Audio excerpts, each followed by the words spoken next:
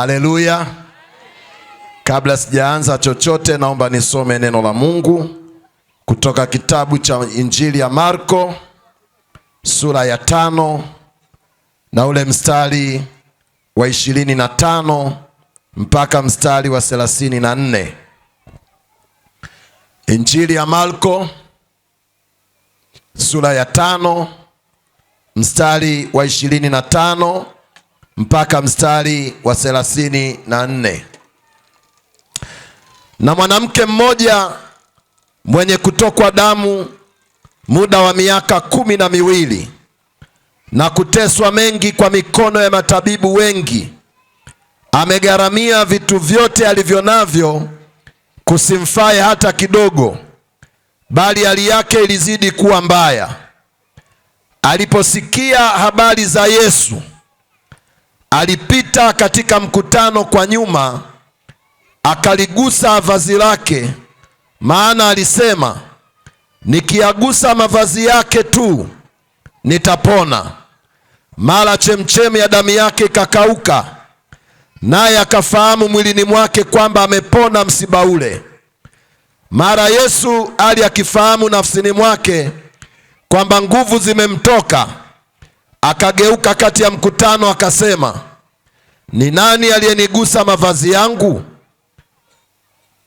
Wanafunzi wake wakamwambia, je, wawaona makutano wanavyokusonga-songa, nawe wasema ni nani aliyenigusa? Akatazama pande zote ili amuone yule aliyelitenda neno hilo. Na yule mwanamke akaingiwa na hofu na kutetemeka, akijua lililompata. Akaja akamwangukia, akamweleza kweli yote. Akamwambia, binti, imani yako imekuponya, enenda zako kwa amani, uwe mzima, usiwe na msiba wako tena. Bwana alibariki neno lake. Nasema tena, Bwana alibariki neno lake. Nisaidie kumsalimu jirani yako, mwambie mchungaji Mohamed anakusalimia kwa jina la Yesu. Mwambie mchungaji Mohamed Athmani anakusalimia katika jina la Yesu. Nampenda Yesu kwa sababu anahubiriwa mpaka na kina Mohamed. Sema amen. Wewe unayemkataa Yesu shauri yako, lakini kina Mohamed tumempokea na tunamtumikia. Sema amina. Na sio Mohamed jina, ni Mohamed aliyekaa darasani na nikafundishwa na nikajengwa juu ya kalma tukufu ya shahadu anna ilaha illallah, ashhadu anna Muhammad rasulullah. Nilikuwa na imani na yakini ya kwamba duniani kote hakuna Mungu anayestahili kuabudiwa kwa haki ila Allah, na Muhammad ni mja wake na ndiye mtume wake. Lakini leo nasimama katika viwanja hivi, natangaza na dunia nzima isikie, hakuna anayestahili kuabudiwa kwa haki ila ni Yesu Kristo peke yake, simba wa kabila la Yuda. Piga kelele, sema amen. Ilikuwa sio rahisi Mohamed kusimama hapa na kumtangaza Yesu, maana nimefundishwa audhu billahi minashaitani rajim, kul Allahu ahad, Allahu samad, lam yalid wa lam yulad wa lam yakul lahu kufuwan ahad, kwamba Mungu hakuzaa wala hakuzaliwa, hakuumbwa bali aliumba, hafananishwi na halinganishwi na chochote. Lakini leo nasimama nasema, Yesu ni mwana wa Mungu aliye hai. Yesu ni Mungu aliye hai. Jamani, haleluya! Jamani, haleluya! Biblia anasema, nasi twajua ya kwamba mwana wa Adamu amekwisha kuja, naye ametupa akili tumjue yeye aliye wa kweli, nasi tumo ndani yake aliye wa kweli, yani ndani yake Yesu Kristo. Huyo ndiye Mungu wa kweli na uzima wa milele. Kama unampenda Yesu, piga makofi mengi. Sasa mwambie mwenzako, kaa tayari Usikie injili inayoletwa na Ustazi Mohamed Athmani.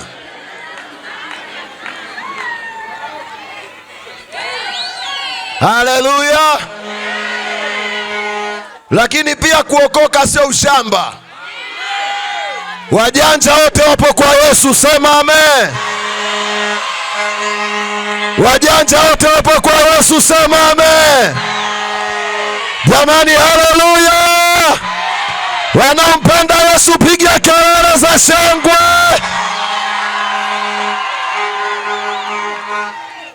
Sasa kaa utulie. Baba mwangalizi, na kushukuru pamoja na kamati yako. Mwangalizi wetu Mwanakulia, na kushukuru sana pamoja na timu yako. Mchungaji mwenyeji, asante sana, pamoja na viongozi wa kanisa na washirika wote kwa kutupokea. Wachungaji na watumishi wa Mungu wenzangu wa kanisa la TAG, EAGT, PHM na makanisa mengine yote, na washukuruni sana. Uwepo wenu natupa nguvu sana jioni ya leo. Tumekuja sio kuhubiri dini, tumekuja kumhubiri Yesu. Na Yesu ni wa watu wote. Kipekee kabisa ni mshukuru mhubiri aliyeanza hapa tangu siku ya Jumatano. Asante sana kwa kutengeneza njia, na ninaliona anga ni jepesi kabisa katika jina la Yesu aliye hai. Tumekuja na timu kutoka Sumbawanga mjini, na kwa sababu ya muda timu hii itajitambulisha kesho. Lakini mimi naitwa kama nilivyokuambia Mohamed, na ni mchungaji wa kanisa la TAG Victory Miracle Christian Center, kanisa liloko Sumbawanga mjini pale Sokomatola, jirani na stendi ya mabasi ya zamani ya mabasi yaendayo mkoani. Pale mjini kanisa letu linajulikana kama kanisa la vioo ama kanisa la matajiri.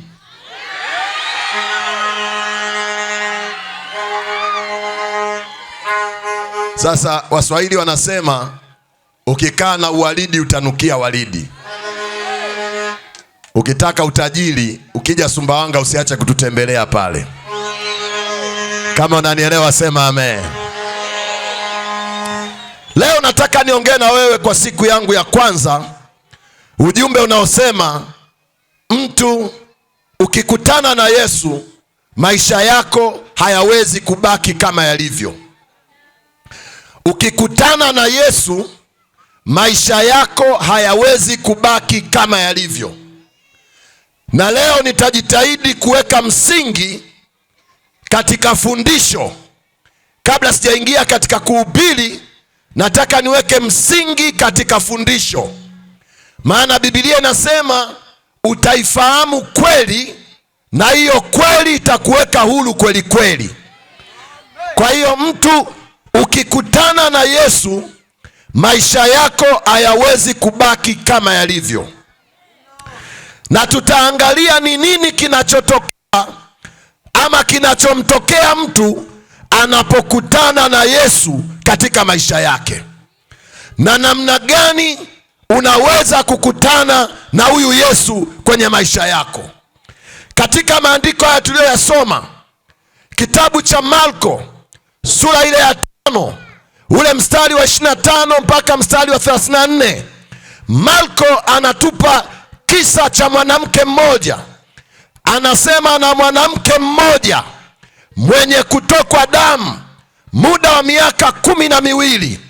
Hapa Yesu alikuwa anaelekea nyumbani kwa Yairo. Yairo alikuwa ni kiongozi wa sinagogi, na Yairo alikuwa na binti yake ambaye alikuwa ni mgonjwa. Sasa anamchukua Yesu aende akamwombea binti yake ili apate kupona. Yesu akiwa anaenda, makutano mengi wamejaa. Biblia anasema na mwanamke mmoja alikuwa miongoni mwa wale watu waliokuwa wamejaa wanamzunguka Yesu. Marko anatuambia habari za huyu mwanamke kwamba alikuwa anatokwa na damu miaka 12. Anateseka na ugonjwa wa kutoka damu kwa miaka 12. Na Marko anasema amegharamia mali zake zote kwa kuwapa waganga, lakini kusimfae kitu, na hali yake iliendelea kuwa mbaya. Napoongea habari ya kutokwa damu, kuna jinsia moja hainielewi na kuna jinsi nyingine inaelewa uzito wa tatizo. Huyu mama alikuwa kwenye siku zake kwa miaka 12. Sio wiki, sio mwezi, sio mwaka mmoja, miaka 12 damu inatoka. Na hili ulikuwa ni ugonjwa wa saratani ya kizazi ama kensa ya kizazi. Na Biblia inasema aligharamia mali zote alizonazo kwa kuwapa waganga, kwenda mahospitalini, kwenda kwa waganga wa kienyeji ili apate tiba. Lakini kila alipoenda hospitali hali yake iliendelea kuwa mbaya, damu iliendelea kutoka. Na kwa mila na desturi za Kiyahudi, huyu mama alikuwa ametengwa na jamii yake, maana alionekana kuwa ni najis. Kuna magonjwa kwenye desturi ya Kiyahudi ulikuwa ukiyapata unatengwa na jamii. Kama leo Tanzania ukiugua ugonjwa wa kipindupindu tunakutenga, hatukuchanganyi na wagonjwa wengine. Mnakumbuka tulipita kwenye ugonjwa wa corona, tukawa tunaweka watu lockdown. Mtu akipata corona anatengwa, anawekwa lockdown kwa sababu ule ugonjwa unaambukiza. Kwa hiyo na katika mila na desturi ya Kiyahudi kuna magonjwa mtu akiwa nayo alitengwa na jamii. Moja ya ugonjwa huo ilikuwa ni ukoma. Mtu akiwa na ukoma anatengwa. Kama we ni msomaji wa Biblia utakumbuka kisa cha wale wakoma 4 walikuwa wametengwa.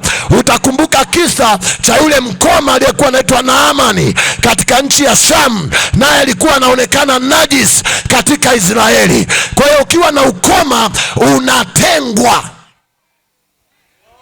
Ugonjwa mwingine ulikuwa ni mwanamke kuwa kwenye siku zake. Mwanamke akiwa kwenye siku zake alitengwa kwa muda wote ambao yuko kwenye siku zake. Akipona anachukua makinda ya njiwa 2. Njiwa mmoja kwa ajili ya sadaka ya utakaso, njiwa wa pili kwa ajili ya sadaka ya upatanisho. Anaenda kwa kuhani, anatoa hiyo sadaka, ndio anaruhusiwa kuja kwenye jamii. Sasa huyu mama, na kwa nini unatengwa? Kwa sababu ukishika kiti kinakuwa najis, ukishika mlango unakuwa najis, ukimshika mtu naye anakuwa najis. Kwa hiyo sheria ya Musa ilikuwa inasema mtu akitengwa na akija mjini bila kupona alitakiwa apigwe mawe mpaka afe, apigwe mawe mpaka afe. Sasa mwanamke huyu anateseka miaka 12. Ametengwa na mume wake, ametengwa na wazazi wake, ametengwa na dini yake, ametengwa na jamii yake. Amekaa miaka 12 anateseka. Na aliposikia kwamba kuna daktari anaweza kumponya, alienda kwa huyo daktari, akatoa pesa, akapewa dawa, lakini hali yake iliendelea kuwa mbaya. Akaenda hospitali nyingine. Kama leo watu wanatoka hapa wanaenda hospitali ya mkoa, wanatoka hapa wanaenda Kristo Mfalme, wanatoka hapa wanaenda Mbeya, wanatoka hapa wanaenda Ikonda, wanatoka hapa wanaenda Muhimbili ama KCMC kwa ajili ya kutafuta tiba. Na huyu mwanamke alienda kila mahali alipoambiwa kuna madaktari bingwa wa magonjwa ya kina mama. Wako madaktari ambao ni maspecialisti waliobobea katika matatizo ya kina mama. Hata pale Mbeya tunayo hospitali bingwa ya madaktari bingwa ya uzazi wa kina mama ambayo inaitwa Meta. Wale wamejipambanua kwamba wao wanadili na kina mama pekee. Kwa hiyo hata huyu mwanamke alienda kwa madaktari wote ambao wana sifa, wana majina, ili apate tiba, lakini kadiri walivyomtibu, kadiri walivyomchoma sindano, kadiri walivyompa dawa, hali yake iliendelea kuwa mbaya. Damu iliendelea kutoka. Nadhani akasikia habari za waganga wa kienyeji. Unajua kuna wakati unauguza ndugu yako mpaka madaktari wanakushauri uende kwa waganga. Waganga hawajaanza leo. Ndio maana Biblia inasema alimaliza mali zake kwa kuwapa waganga. Akaenda kwa waganga, wakamchanja chale, wakamvisha ilizi. Waganga wakamwambia, sisi ndio kiboko ya matatizo, hii dawa ninayokupa ndani ya wiki moja utapona. Akapewa dawa. Alipoenda kunywa ile dawa, hali yake iliendelea kuwa mbaya. Akabadilishiwa dawa na mganga mwingine, akaambiwa, dawa hii unatakiwa uibebe, utaenda kuoga kule makaburini usiku saa 8. Utaoga, utakuwa uchi. Ukitoka nyumbani mwako usivae nguo yoyote, nenda mpaka makaburini saa 8 usiku. Ukioga hii dawa kwa muda wa siku 3 utapona ugonjwa. Yule mama kwa sababu anahitaji uponyaji, akachukua ile dawa usiku saa 8, akatoka bila nguo, akaenda makaburini. Akaoga ile dawa siku ya kwanza, akaoga dawa siku ya pili, akaoga dawa siku ya 3, lakini tatizo lilibaki pale pale na damu iliendelea kutoka. Akachanjwa chale, akapeleka kuku kwa waganga, akavaa ilizi mwilini mwake, lakini hali yake iliendelea kuwa mbaya. Aliendelea kuteseka, damu iliendelea kutoka, na damu ni uhai.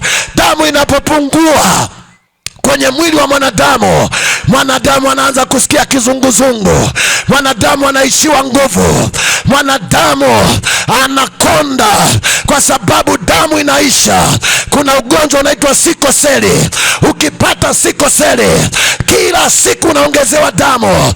Huyu mama ilikuwa ni zaidi ya sikoseli, maana damu inatoka mwilini mwake kama chemchem. Na ukumbuke kipindi hicho hakuna pampas wala pedi, hakuna taulo la kike. Kama alijistiri, alikata kitenge akakijistiri, vitenge vyote vikaisha, kanga zote zikaisha, na damu inanuka. Najaribu kuwaza huyu mwanamke alikuwa amekata tamaa kiasi gani, alikuwa amesononeka kiasi gani, alikuwa amefedheka kiasi gani, alikuwa amekonda kiasi gani. Akiwa amekata tamaa, anasubiri kufa, Biblia inasema akasikia habari za Yesu. Sema amen. Akasikia habari za Yesu. Sema amen. Jioni ya leo tunazitangaza habari za Yesu. Hatujaleta habari ya dini, hatujaleta habari ya mtume, hatujaleta habari ya siasa. Tunamhubiri Yesu, tunamtangaza Yesu, tunamnena Yesu. Jamani, haleluya! Jamani, haleluya! Biblia inasema hakuna jina jingine walilopewa wanadamu liwapasalo kuokolewa kwalo ila ni jina la Yesu. Nasema ni jina la Yesu. Haleluya! Inawezekana uko hapa na wewe una tatizo kama la huyu mwanamke, unatokwa na damu na unasikia maumivu makali kwenye tumbo lako. Siku zako ni ndefu, kila ukiingia kwenye siku zako tumbo lako linauma. Inawezekana wewe tatizo lako si tu kutoka damu, labda umepimwa, umeambiwa una ukimwi, na huo ukimwi umeambiwa uponi. Inawezekana kuna mtu naongea naye hapa ana kensa ya uvimbe ya kizazi. Labda kuna mtu yuko hapa ana gonoli, ana kaswende. Labda yuko mtu mmoja hapa hajapata mtoto, tatizo lake hana mtoto. Inawezekana tatizo lako hujaolewa, umri wako umekwenda, siku zako zinaenda, bado hujaolewa. Wako watu hapa wanatumia madawa, wameenda hospitali hawajapona, wameenda kwa waganga hawajapona. Inawezekana tatizo lako ni pombe, ama ni zinaa, ama ni ulevi. Ninalo jawabu leo, ninalo jawabu leo, ninalo jawabu leo. Tunamsema Yesu aliye hai, tunamhubiri Yesu aliye hai. Jamani, haleluya! Ukikutana na Yesu, maisha yako hayatabaki. Mimi sijui una tatizo gani.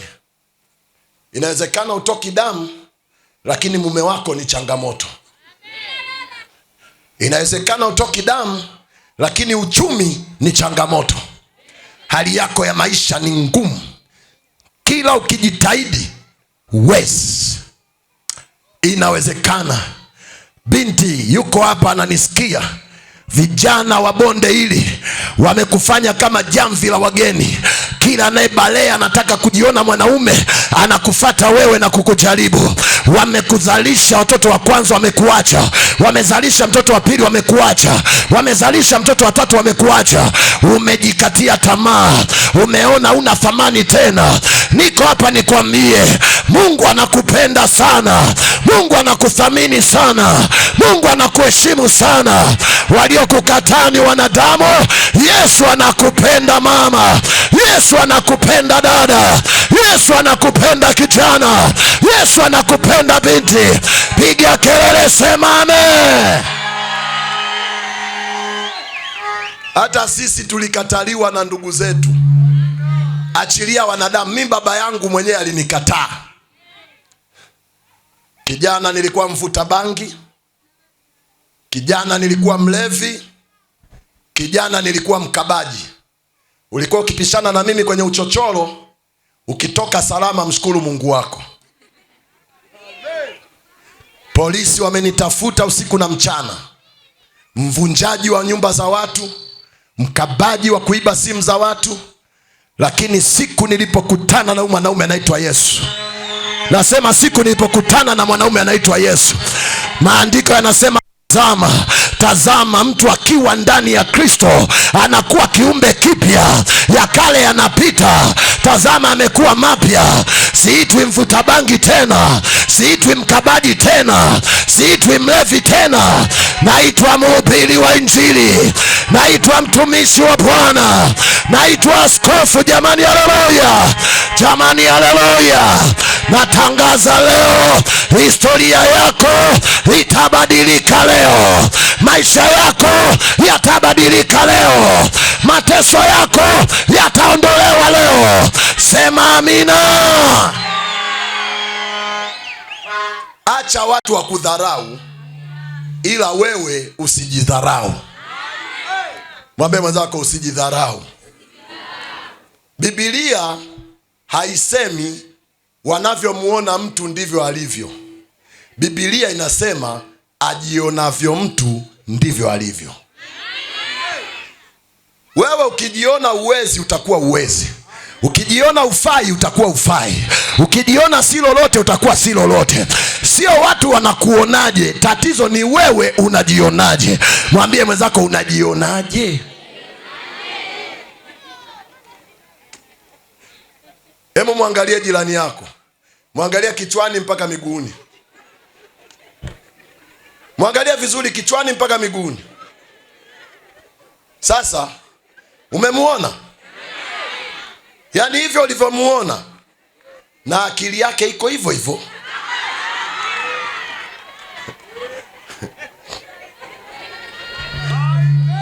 Ukitaka kubadilisha maisha yako, badili kufikiri kwako, badili mtazamo wako. Ukibadilisha mtazamo wako, na maisha yako yanabadilika, na historia yako inabadilika, na jina lako linabadilika. Natangaza jioni ya leo, maisha yako yabadilike.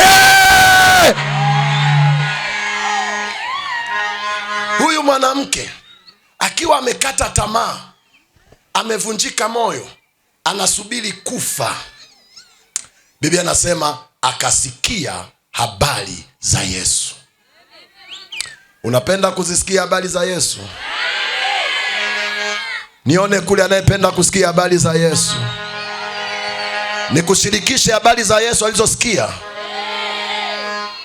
Nadhani kuna mgonjwa alitokea, akamuona amekata tamaa, amevunjika moyo, akamuuliza, mama vipi, mbona hivi?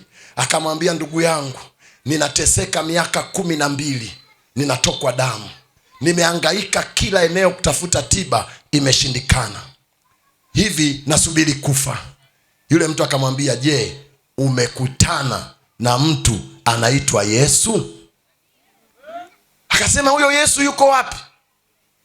Niambieni, popote alipo nitaenda, na gharama yake ni shilingi ngapi? Akaambiwa, Yesu hahitaji hela, Yesu hahitaji kuku, Yesu hahitaji chochote, anahitaji kitu kimoja tu, imani. Imani. Akasema, hawezi, nilienda kwa daktari fulani hajaniponya, nilienda kwa mganga fulani hajanipa. Akasema, yaliyoshindikana kwa wanadamu, kwa Yesu yanawezekana. Haleluya, haleluya. Akaambiwa, sikiliza, unajua huwezi kwenda kwa mganga kama hujasikia habari zake. Ukiona mtu anaenda kwa mganga, lazima kuna mtu kaja kamwadisia uwezo wa yule mganga. Ukiona mtu anaenda hospitali, kaambiwa sifa za hiyo hospitali au sifa za madaktari. Huwezi kwenda tu bila kupata sifa. Nataka nitangaze, hakuna mganga yoyote kwenye hili bonde, hakuna mganga yoyote kwenye mkoa wa Rukwa anayeweza kumshinda Yesu uwezo wake. Hayupo. Naomba niulize, kuna wachawi hapa bondeni? Nauliza, kuna wachawi hapa? Tunawapa siku 3 likizo bila malipo. Natoa likizo za siku 3 bila malipo. Ni marufuku kwa mchawi yoyote hapa kutembelea tunguli zake. Marufuku. Na kama unielewi, nenda katembelee uchawi wako. Na kama ni babu yako, ni shangazi yako, ni bibi yako, kamwambie. Na ili niwatie hasira, na watie hasira wachawi wote wa hapa, ni mende, kunguni, takataka, chawa. Tena ni mende jike. Ngoja nikwambie wewe, Wakristo walokole hawalogeki wewe, hawalogeki wewe. Jamani, haleluya, jamani, haleluya. Ama zetu ama zao. Sema wapigwe.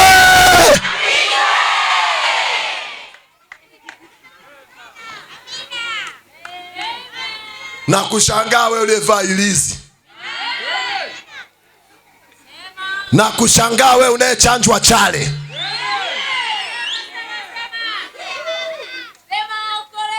Biblia inasema tunalindwa na nguvu za Mungu kwa njia ya imani. Hapa hakuna mchawi anapita hapa. Na wewe uliyekuwa unalala unakabwa usingizini, hautakabwa tena. Wewe uliyekuwa unakimbizwa, hautakimbizwa tena, katika jina la Yesu aliye hai. Nasema adui yako afe badala yako. Nasema wapigwe katika jina la Yesu aliye hai. Mashimo waliokuchimbia watazikwa wenyewe katika jina la Yesu aliye hai.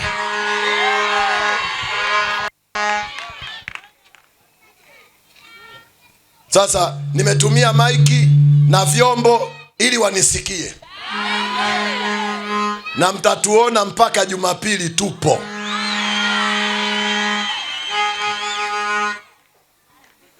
Wakiweza kuniloga, yani wasihangaike, wanitie mafua tu. Naacha injili, naenda kujifunza uchawi, maana Yesu atakuwa afai. Ukimwona Mkristo anaingia kanisani halafu amechanjwa chale, ukimwona Mkristo anaingia kanisani huku amevaa ilizi, huyo Mkristo feki. Tunamhubiri Yesu aliye hai, tunamhubiri Yesu mwenye uwezo, mwenye nguvu, mwenye mamlaka. Jamani, haleluya! Jamani, haleluya! Washindi, haleluya!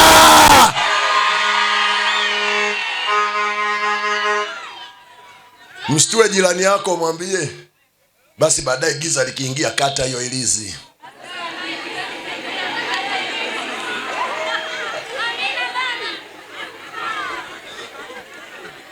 Mwambie hata zile ulizowafunga watoto kazikate.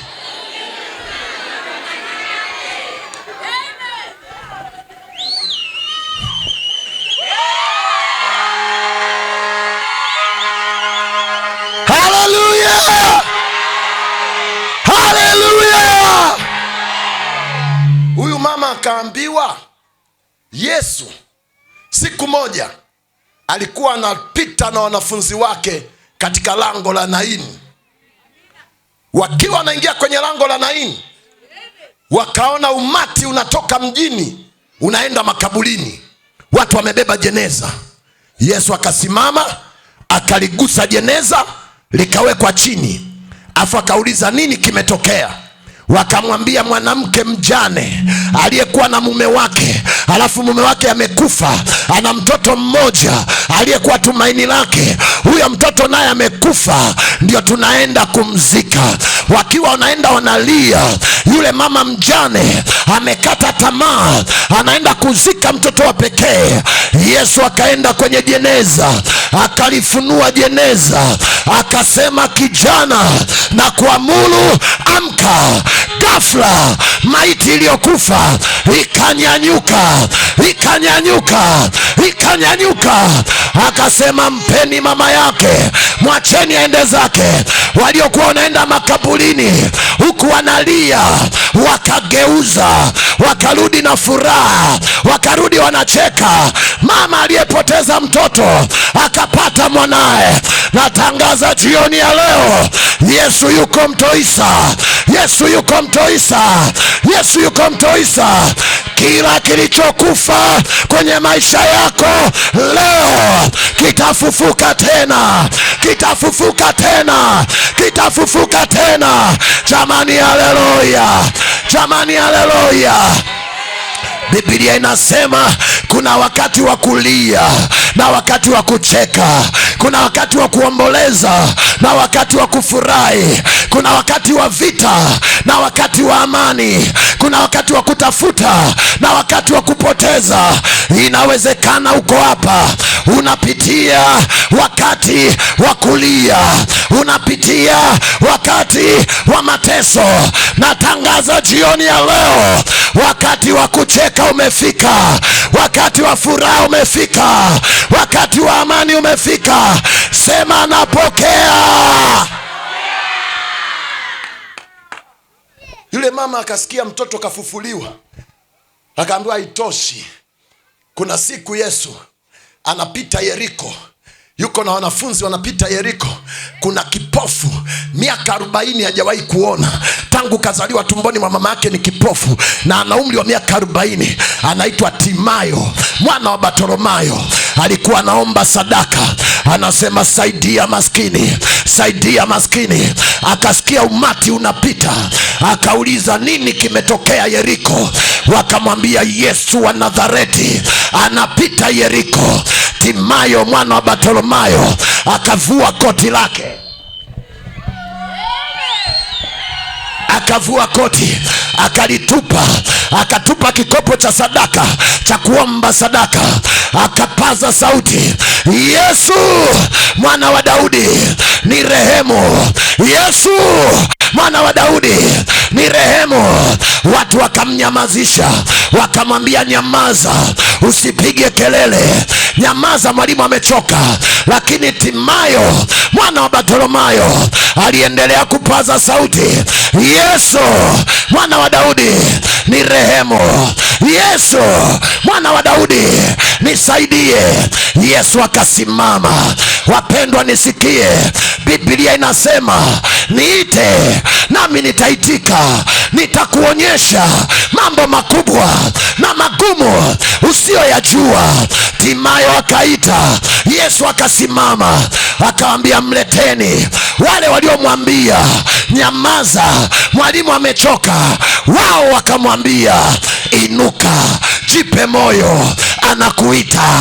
Inuka, jipe moyo, anakuita. Timayo akaenda, anapapasa, anapapasa, anapapasa, anapapasa, akafika kwa Yesu. Yesu akamuuliza, wataka nikufanyie nini? Timayo akasema, nataka nione tena. Yesu akamshika macho, akamwambia ona. Ghafla kipofu miaka 40 akaona, akaona, akaona. Haya, jamani, haleluya. Kuna watu jioni ya leo wamekataliwa, wameachwa, hawana matumaini. Wanauliza nini kimetokea? Kanisa la TAG wanaambiwa Askofu Bryson anahubiri, wanaambiwa kanisa la Victory linahubiri. Hiyo sio habari ya kweli. Habari ya kweli ni hii. Wanauliza nini kimetokea? Tunawaambia Yesu amefika Mto Isa. Yesu anapita Mto Isa. Yesu anapita Mto Isa. Yesu anapita Mto Isa. Maandiko yanasema mahali popote walipokusanyika 2 ama 3 kwa ajili yangu, nipo katikati yao. Sisi ni zaidi ya 2 na 3. Hatujaja kumwangalia mhubiri anavyohubiri, hatujaja kuangalia chochote. Tumekuja kwa Yesu. Yuko katikati yetu, yuko katikati yetu. Na utatoka kwenye ibada hii, utatoka kwenye mkutano huu ukiwa na tatizo lako. Yesu atakuponya, Yesu atakuokoa, Yesu atakufungua, Yesu atakuweka huru. Piga kelele, sema amen. Mama akasema inatosha. Kama ni hivyo inatosha. Akaambiwa bado mpaka useme. Mwambie mwenzako, shetani mpaka aseme. Akaambiwa Yesu alikuwa na family friend, familia ya karibu sana ya Martha na Mariamu na ndugu yao naitwa Lazaro. Siku moja Lazaro akaugua. Yesu akapewa taarifa Lazaro anaumwa. Hakwenda. Baadaye Lazaro akafa. Siku ya kwanza ikapita, siku ya pili ikapita, siku ya 3 ikapita, siku ya 4 ikapita. Unajua kwa nini? Mila na desturi za Wayahudi wanaamini mtu akifa siku ya kwanza, roho yake bado iko angani, itarudia mwili. Ikifika siku ya pili, wanaamini bado roho ina uwezekano wa kurudia mwili, akafufuka. Lakini ikifika siku ya 4, wanaamini afufuki tena. Yesu hakwenda siku ya kwanza, Yesu hakwenda siku ya pili, alienda siku ya 4 ambayo akili zao zinasema hakuna uponyaji tena. Anamwambia mwanafunzi, twendeni, ndugu yetu Lazaro amelala, tunaenda kumwamsha. Mmoja akasema kama kalala ataamka. Yesu anasema hajalala usingizi, Lazaro amekufa, tunaenda kumfufua. Wakasema twendeni tukaone. Wakiwa wanakwenda kumfufua Lazaro, ghafla Martha akamwona Yesu, akamkimbilia, akamsujudia, akamwambia Bwana, kama ungekuwepo ndugu yangu asingelikufa. Yesu akamwambia Martha, atafufuka Lazaro. Martha akasema ndio naelewa, atafufuka siku ya kiyama ya wafu. Yesu akamwambia mimi ndio huo ufufuo na uzima, anayeniamini mimi hatakufa, na atakapokufa ataishi tena. Jamani, haleluya! Jamani, haleluya! Jamani, haleluya! Martha akapiga mbio akamfata Mariamu, akamwambia mwalimu anakuita. Mariamu akainuka, akaacha kulia, akafuta machozi, akakimbia kwa Yesu, akamkuta pale pale aliposimama, akamwambia Bwana, kama ungelikuwepo ndugu yangu asingelikufa. Yesu akamuuliza mmemweka wapi? Akamwambia njoo patazame. Wakampeleka kaburini. Walipofika kaburini, Yesu akamwambia Martha, liondoeni jiwe, liondoeni jiwe. Jiwe ni ishara ya kutokuamini. Akamwambia liondoe jiwe. Martha anamwambia Bwana, ananuka sasa, ni siku ya 4 yuko kaburini. Anamwambia wewe unajua mila zetu, mtu akikaa siku 4 hawezi kufufuka. Leo ni siku ya 4, ameshaoza, ananuka. Tukiondoa jiwe hali ya hewa hapa itakuwa mbaya. Yesu anamwambia Martha, Martha, sikukuambia ukiamini tu utauona utukufu wa Mungu? Sio swala amekaa kaburini siku ngapi, sio swala ananuka ama anuki, sio swala ameoza ama aozi. Ukiamini tu utauona utukufu wa Mungu. Martha akasema naamini. Wakaliondoa jiwe, alafu Yesu akaita akasema Lazaro. Wanatheolojia wanasema Yesu angesema, kama Yesu angesema toka nje, maiti zote zingetoka nje zote. Kwa ilibidi Yesu awe specific, ajue anataka nani atoke. Ndio maana ilibidi amtaje kwa jina, Lazaro toka nje. Sikiliza, maiti iko kaburini siku 4, funza wanatembea mwilini, mifupa imeanza kuachana na nyama, harufu ya uvundo imejaa. Yesu akaita Lazaro toka nje. Ghafla ile nyama ikaanza kujiunga na mifupa, wale funza wakageuka kuwa nyama. Lazaro akafufuka, Lazaro akafufuka, Lazaro akafufuka. Akatoka na lukaluka, akatoka na lukaluka, akatoka na lukaluka, akatoka na lukaluka. Yesu akasema mfungueni sanda, mwacheni aende zake. Lazaro akapona. Nataka nitangaze mchana wa leo na jioni ya leo, inawezekana maisha yako yamesha kufa, inawezekana ndoto yako imesha kufa, inawezekana nyota yako wameizika, uchumi wako wameuzika. Natangaza leo maisha yako yafufuke tena, afya yako ifufuke tena, uhai wako ufufuke tena. Sema toka nje, sema toka nje. Ngoja nikwambie, kuna watu hiyo miili sio yao, huo mwili sio wako. Matatizo. Kuna watu wamezeeka sio kwa sababu ya umri. Hizo shikamoo sio zako. Leo natangaza unafufuka tena. Nasema unafufuka tena. Biashara yako inafufuka tena, kazi yako inafufuka tena. Inawezekana mume wako amekutelekeza, ameenda kwa machangudoa wa bondeni. Tunamuita leo huyo mwanaume na arudi tena. Sema rudi. Na kama uko hapa unatembea na mume wa mtu, muache. Nasema kama uko hapa una mume wa mtu, muache mapema.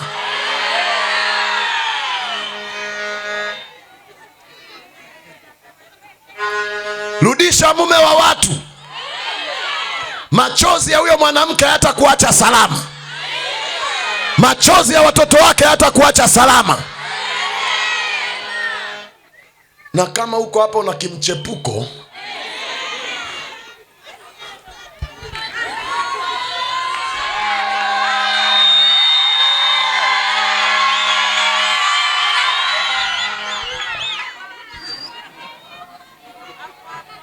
sio wa kutembea na michepuko.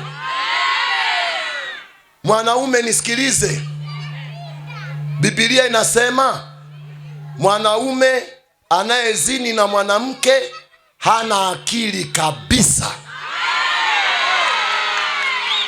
Anafanya jambo la kipumbavu litakaloangamiza nafsi yake mwenyewe. Yaani wewe ukiacha mke wako ukafata mwanamke mwingine, Biblia inasema wewe ni bora hata taila kuliko wewe.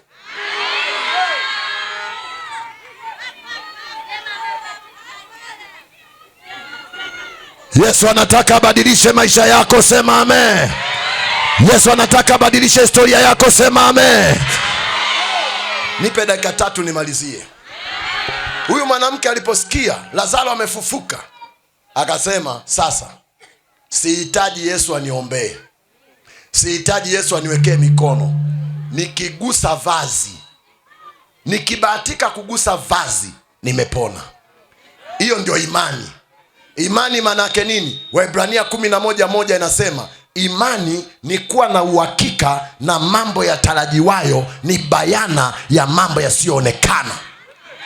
Huyu mama ana uhakika, anasema yani nikigusa vazi nimepona. Sio labda nitapona, nimepona. Hiyo ndio imani. Jioni ya leo nasema kwenye huu mkutano, jinsi ninavyoingia sivyo nitakavyotoka. Nikiingia kwenye mkutano, ndoa yangu imepona, afya yangu imepona, watoto wangu wamepona, uchumi wangu umepona. Muulize mwenzako, una matarajio gani wewe? Kwenye huu mkutano unatarajia nini? Usiniambie mchungaji hujui tatizo langu, mchungaji hujui magonjwa, madaktari wamesemaje? Hata yule Martha alisema ananuka, amekaa siku. Yesu akamwambia sikiliza, hapa issue sio kukaa kaburini, hapa ni kuamini tu, imani tu. Na imani maana yake nini? Yesu anasema lolote mnaloomba mkisali, aminini nalo litakuwa la kwenu. Nataka nikwambie, ukija hapa leo kwenye maombi haya, hutabaki na tatizo, hutabaki na ugonjwa, hutabaki na shida, hutabaki na mateso. Sema napokea. Siku moja Bwana Yesu akapita. Yule mama akaambiwa Yesu anapita. Akasema sasa leo ndio leo, asiye na mwana abebe jiwe. Kumbuka kulikuwa kuna kizuizi. Alitakiwa akionekana mjini anapigwa mawe mpaka anakufa, lakini akipona anaachwa huru. Akasema nikikaa hapa nitakufa, nikienda watanipiga nife, lakini nikigusa vazi nimepona, na nikipona sifi tena. Akaenda. Alipotokea kwenye kundi kubwa, Yesu alikuwa anazungukwa na umati mkubwa, alafu watu wamemzunguka. Yule mwanamke alipotokea, kundi la kwanza la kina mama likamuona, alikuwa na mavazi ya mtu aliyetengwa.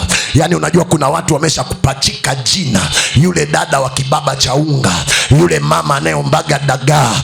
Yani hapa mtaani wanakujua kwa matatizo, wanasema yule mama mwenye ugonjwa fulani, yule baba mlevi, yule kijana mwizi. Yani umepachikwa jina ambalo ndio identity yako. Huyu mama alikuwa na identity yake kwamba ni mwanamke najisi.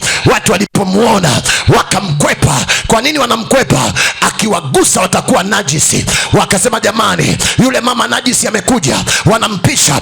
Yeye amefunga masikio, hajalishi wanamwambia nini, yeye anasema nikigusa vazi nitapona. Yule mama najisi amekuja, yeye anasema nikigusa vazi nitapona. Akafika kundi la kina baba, wakasema astaghfirullah, yule mwanamke najisi.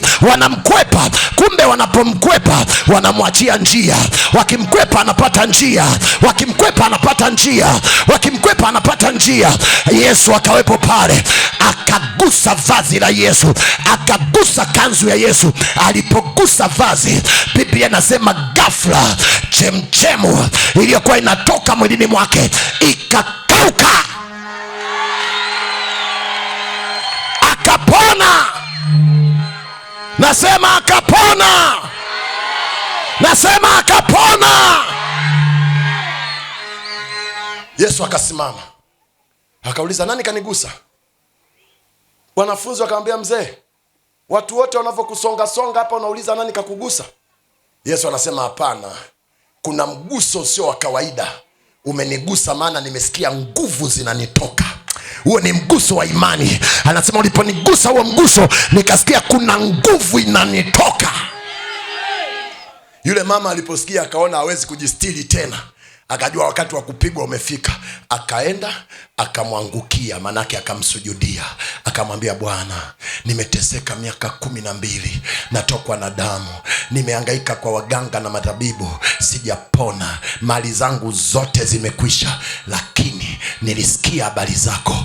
Niliposikia habari zako nikasema, siku nikigusa vazi nitapona, na leo nimeligusa vazi, nimepona.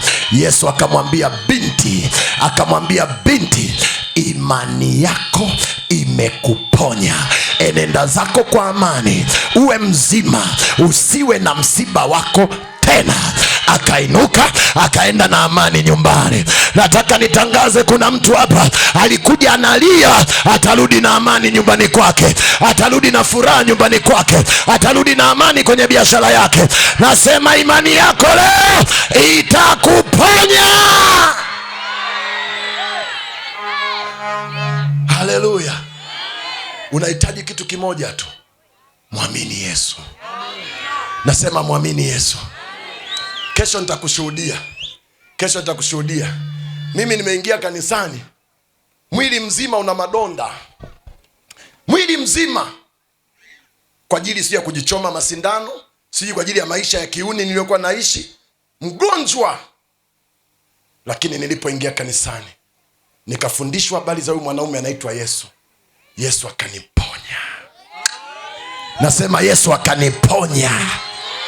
Ndio maana leo namhubiri Yesu ameniponya. Jamani, haleluya! Jamani, haleluya! Vijana wa Mtoisa, njooni kwa Yesu. Wamama wa Mtoisa, njooni kwa Yesu. Wababa wa Mtoisa, njooni kwa Yesu. Hivi kweli ukituangalia ni watu tuliokosa kazi? Hebu mweza jirani yako, zile ni sura za kukosa kazi kweli? Watu waliokosa kazi wanafanana hivi? Tumeona kazi zetu na Yesu. Yesu ni mzuri. Simama hapo ulipo. Simama hapo ulipo. Praise team, karibu. Yule mama akapona. Mimi sijui uko hapa unapitia jambo gani. Naomba usimame. Nataka nikuombee. Kuna watu wameshalia sana kwa sababu ya mapito kwenye ndoa zao, mapito kwa watoto wao, mapito kwenye afya. Mwanamke huyu alikuja kwa Yesu akiwa mgonjwa